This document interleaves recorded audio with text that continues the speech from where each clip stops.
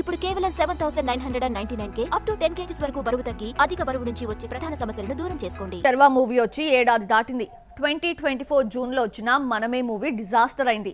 ఈ talented hero acting మానేశాడా అన్న doubt వస్తుంది.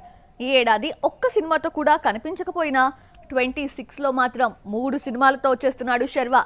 ఏ సినిమాలతో లక్ పరీక్షించుకుంటున్నాడో చూసిద్దామా. శర్వానంద్ 3 సినిమాలతో బిజీగా ఉన్నాడు. చాలా కాలంగా ఊరిస్తున్న నారీ నారీ నడుము మురారి సంక్రాంతికి వస్తోంది. మరో 2 సినిమాలు బైకర్, భోగి, సత్స్పై ఉన్నాయి. సంపత్ నంది భోగి మూవీని డైరెక్ట్ చేస్తూ ఉంటే బైకర్ సినిమా అభిలాష్ డైరెక్షన్ లో రూపొందుతోంది.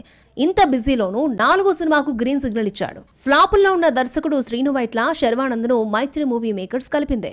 చాలా కాలంగా యాక్షన్ ఎంటర్టైన్మెంట్ జానర్ కు శ్రీను వైట్ల కేర్ ఆఫ్ గా నిలిచాడు. అయితే ఈసారి నవ్విస్తూనే కొత్త జానర్ ట్రై చేస్తున్నాడని తెలిసిందే. కథ జానర్ ఎలాంటిదైనా తక్కువ బడ్జెట్ తో తీస్తేనే వర్కౌట్ అవుతుంది. 50-70 కోట్లంటే బడ్జెట్ కవర్ చేయడం కష్టమే. శ్రీను వైట్ల స్టార్ డైరెక్టర్ అయినా అది ఒకప్పుడు. దూకుడు, రెడీ, వెంకీ, దుబాయ్ సీను వంటి ఎన్నో సూపర్ హిట్స్ ఇచ్చిన దర్శకుడు హిట్ కోసం కొన్నేళ్లుగా వెయిట్ చేస్తున్నాడు. Aagadu, Bruce Lee, Mister, Amar Akbar, Anthony flops తో స్టార్ ఇమేజ్ ఒక్కసారిగా డౌన్ ఫాల్ అయిందే. లాస్ట్ మూవీ విశ్వం క్రేజ్ ని తీసుకురాలేదు.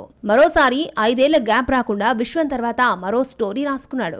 నితిన్ ని హీరోగా అనుకుంటే వర్కౌట్ కాలేదు. చివరికి శర్వానంద్ ఫైనల్ అయ్యాడని టాక్. సామ చివరి గమన సింగిల్ మూవీకి మాటలు రాసిన నందు కథ ఇచ్చాడని తెలిసిందే.